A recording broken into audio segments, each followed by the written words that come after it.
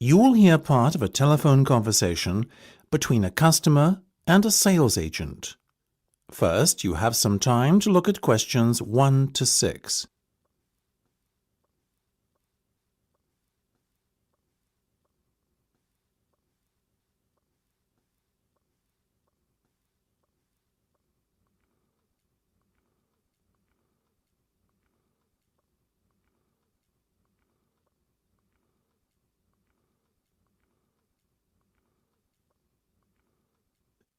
You should answer the questions as you listen, because you will not hear the recording a second time. Listen carefully and answer questions 1 to 6. Now, before we go any further, could you please confirm your full name for me? Of course, it's Marge Thompson. MARGETHOMPSON.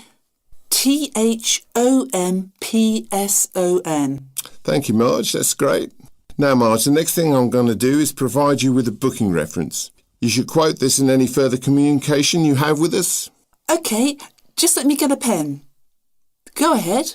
Very well. It's 777 000 44 22. That's 777 000 44 22. Got it? Yes, thank you. And just to confirm, you want to hire a car for 14 days, is that right? Exactly. Right, I can confirm that you'll be issued with a Tigray Sword Star. What's this Tigray sword thing? Oh, my apologies. That's the model of car we've allocated to you for the hire period. Oh, I see. Sorry, I'm not that well up on car models. No worries. I'll give it to you again. Mind you, it's 2 words. Tigray Sword Star. That's TIGRE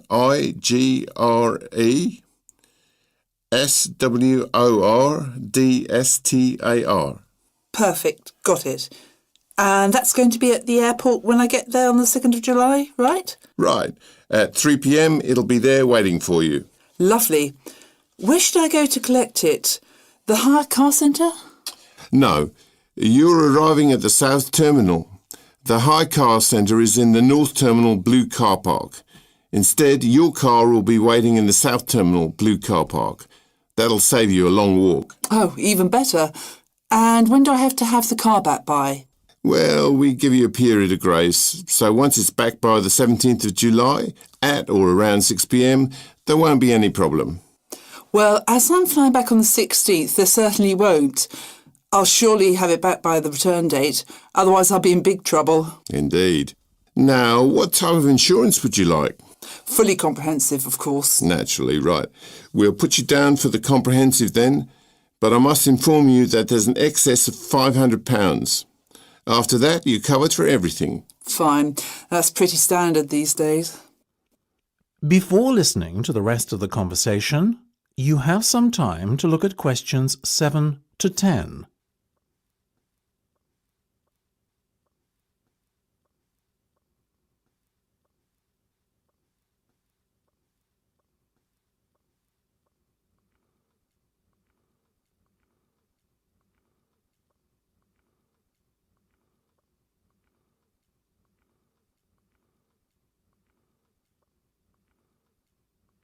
Now listen and answer questions 7 to 10. Now, Marge, how would you like to pay today? Do you accept cheques? Unfortunately not. Only a debit or credit card will suffice. OK, I have my debit card here, no worries. Excellent. Let me just give you a breakdown of the total cost now. It's £280 for the 14-day vehicle hire, and the insurance is an additional £75. Will you be needing a satellite navigation system? How much? £25. No, thank you. I'll use my own. I have one on my mobile. What about the roaming charges? That could amount to even more than £25. Good point. On second thoughts, I'll take the satellite navigation. I also need tyre chains. Is that correct? Not compulsory at this time of year. But I may be travelling up to very high altitudes in the Alps. In that case, perhaps you should hire them too. The chains will set you back another £25. No problem. So that's £405 by my calculation. We also have to include 12.5% tax, I'm afraid. Oh, well, if you must. So in total, that's £455.50. Now let me just... That is the end of part 1. You now have half a minute to check your answers.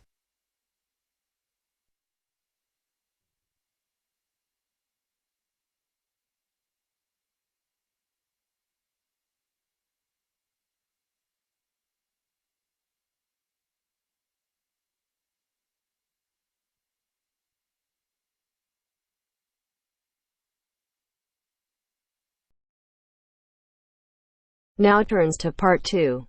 Part 2. You are going to listen to two students talking about a presentation on time management. First, you have some time to look at questions 11 to 15.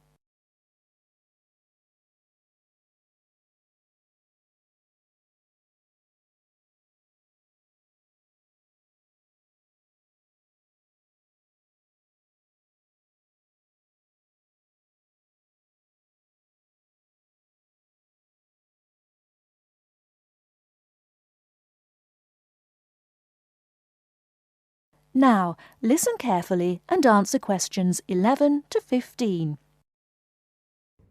Hi Mark, what are you doing? Hi, Lucy. Well, I'm preparing this seminar on time management. I'm supposed to do a presentation on the topic next week. Ironic, isn't it? I'm probably the worst student when it comes to time management.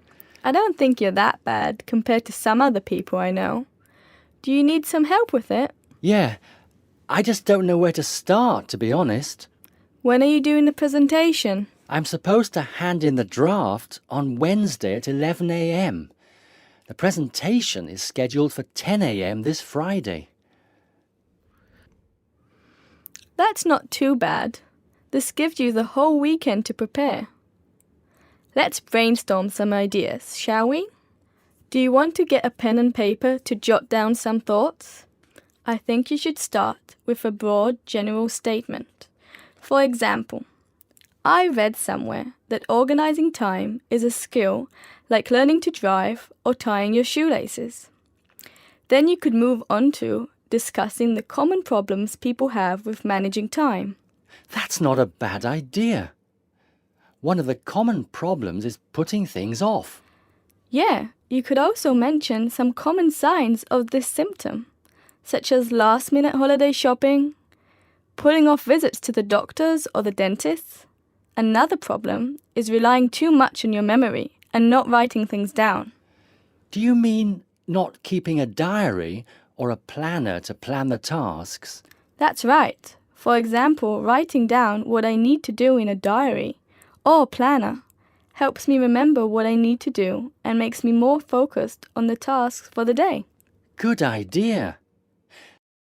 Before you hear the rest of the talk, you have some time to look at questions 16 to 20.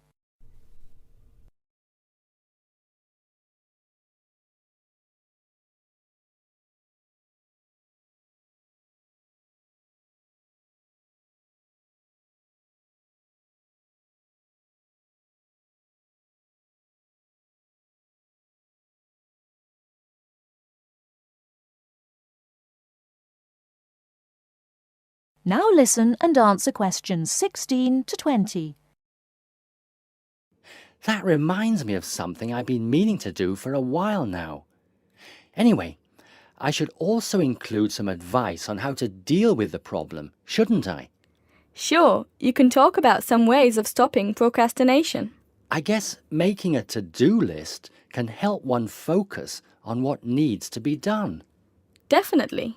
Another way to deal with the problem is to prioritize and do the hardest job first, the one which requires the most effort and concentration.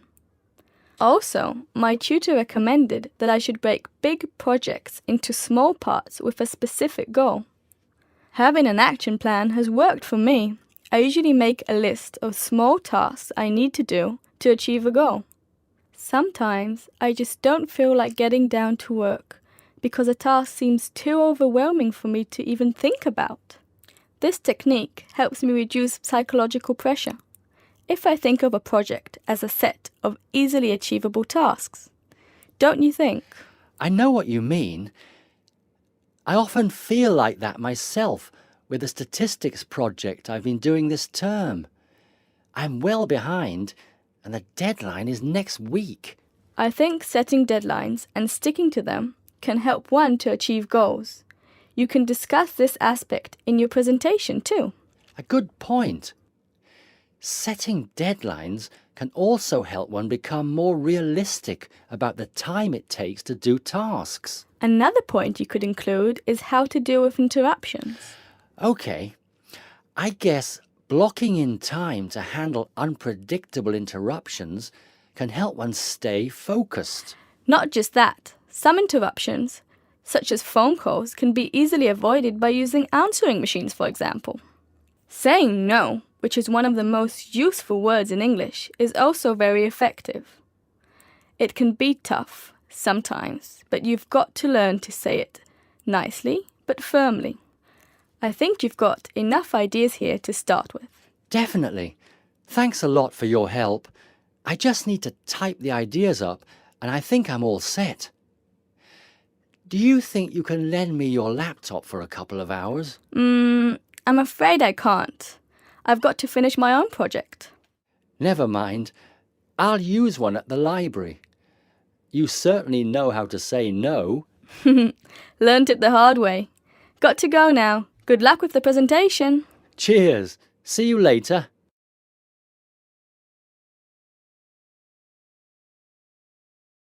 That is the end of part 2. You now have half a minute to check your answers.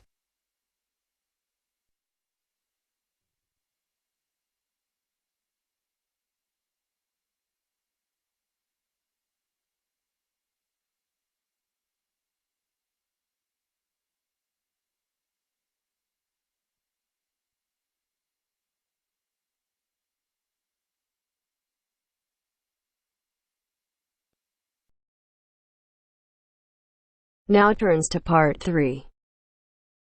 Part 3. You will hear a conversation between a student, Dave, and his tutor about a project that Dave has done about work placements. First, you have some time to look at questions 21 to 25.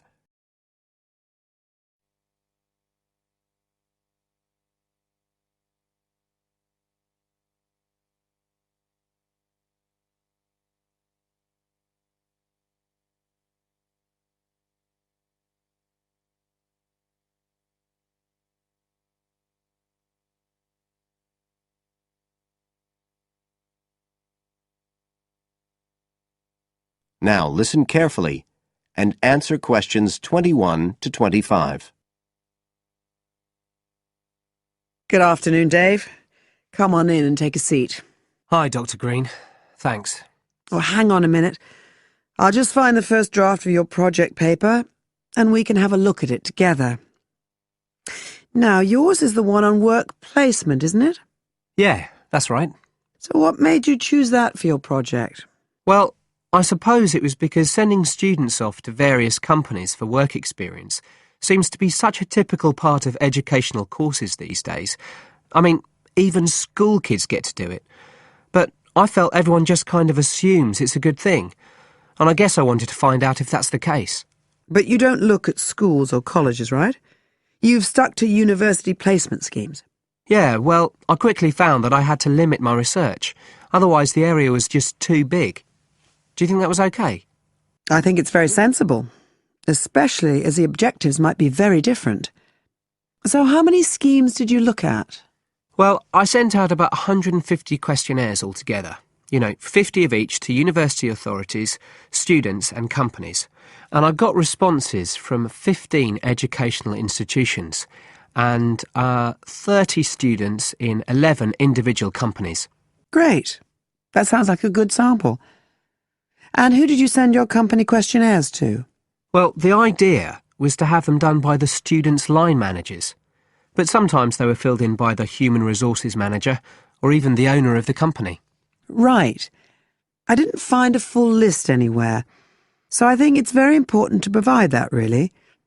You can put it as an appendix at the back. Right. I've got a record of all the respondents, so that'll be easy. I hope other things were okay. I mean, I've already put such a lot of work into this project, identifying the companies and so on. Oh, I can tell. I think you've done a good job overall. You now have some time to look at questions 26 to 30.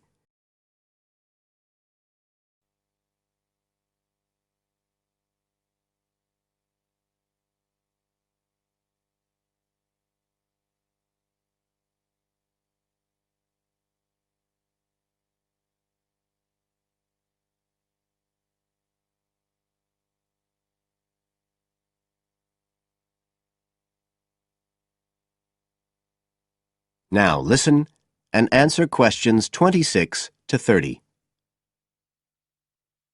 I thought your questionnaires were excellent, and you'd obviously done lots of background reading.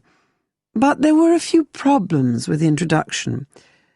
First of all, I think you need to make some slight changes to the organisation of your information there. At present, it's a bit confused. OK. What did you have in mind? Well, you write quite a bit about work placement in general, but you never explain what you mean by the term. So you think I should give a definition? Exactly. And the introduction is the place to do it. And then, look, you start talking about what's been written on the topic, but it's all a bit mixed up with your own project. So do you think it would be better to have two sections there, like a survey of the literature as the introduction, and then a separate section on the aims of my research? I do. You can include your methods for collecting data in the second section too. It would be much clearer for your reader. You know, establish the background first, then how your work relates to it. It would flow quite nicely then. Yes, I see what you mean. Anyway, moving on. I like the way you've grouped your findings into three main topic areas. Well, it became very obvious from the questionnaires that the preparation stage was really important for the whole scheme to work. So I had to look at that first. And I found a huge variation between the different institutions, as you saw. I was wondering if you could give a summary at the end of this stage of what you consider to be the best practice you found. I think that would be very helpful. Right, I'll just make a note of that. What did you think of my second set of findings on key skills development? For me, this is the core of my whole project, really. And you've handled it very well. I wouldn't want you to make any changes. You've already got a nice final focus on good practice there. Thanks. Right. Now, I think the last part, which deals with the reasons why students don't learn... What, the constraints on learning chapter? Yes, that's the one. I think you need to refer to the evidence from your research a bit more closely here. You know, maybe you could illustrate it with quotations from the questionnaires, or even use any extracts from a student diary if you can, and refer back to what you've written about good practice. That is the end of part 3. You now have half a minute to check your answers.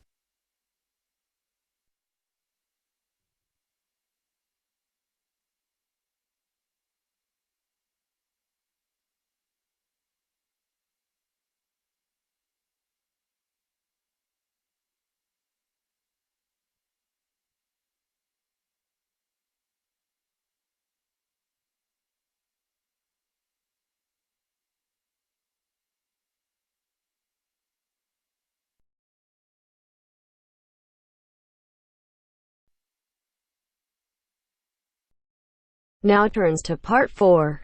Part 4. You will hear a talk on the effect of architecture on people's mood. First, you have some time to look at questions 31 to 40.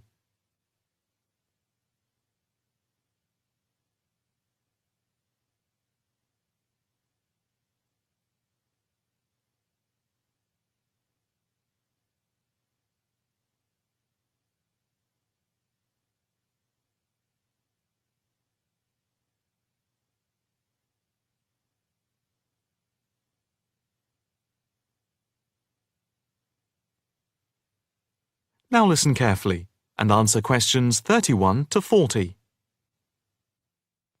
My group has been doing a project on the importance of architecture in people's lives and whether it has any impact on the lives of people in general.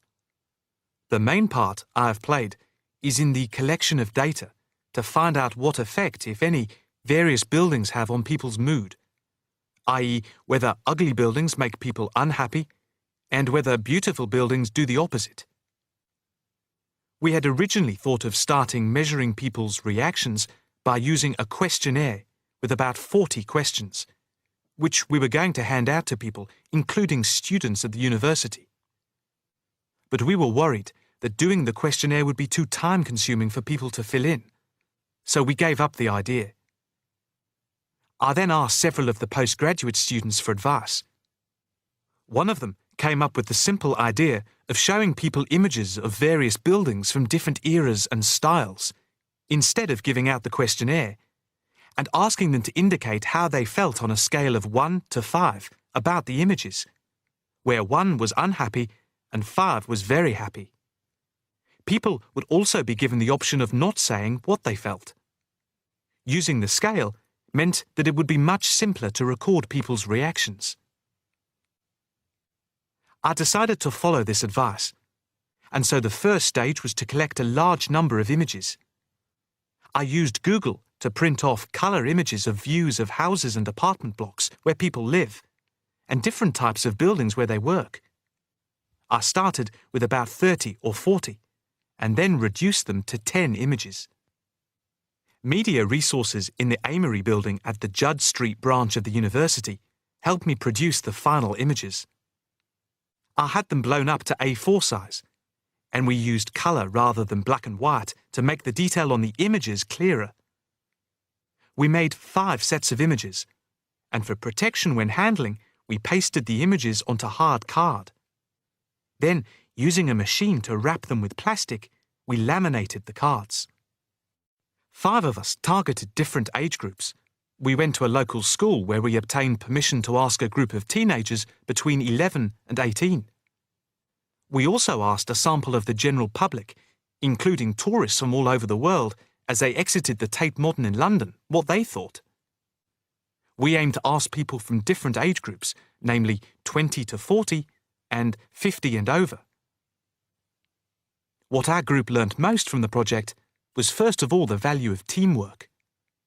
And secondly, we found that we had to appoint a leader to stop us pulling in different directions and falling apart. So this turned out to be an invaluable lesson for all of us. As to the findings, for us they proved intriguing. In the end, the sample consisted of 311 respondents. I thought initially that people wouldn't be interested in taking part. With the youngest age group, their reaction was very mixed. It was clear that the youngest group had no pattern of preference at all, as they frequently gave no reaction to the pictures. For the 20 to 40 age group, we found that they tended to score more in the middle range, around 3. We found that out of the 3 groups, the most likely to be favourably affected by the images, that is, they were more likely to score the images as 5, were those aged 50 and above. And nobody in this age group failed to say what their reaction was, which was unique for the 3 groups.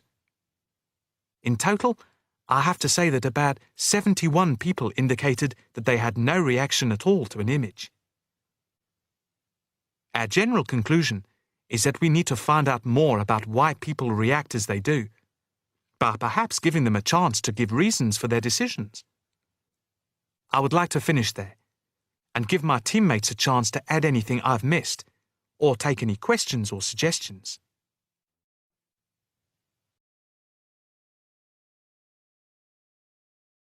That is the end of part 4. You now have half a minute to check your answers.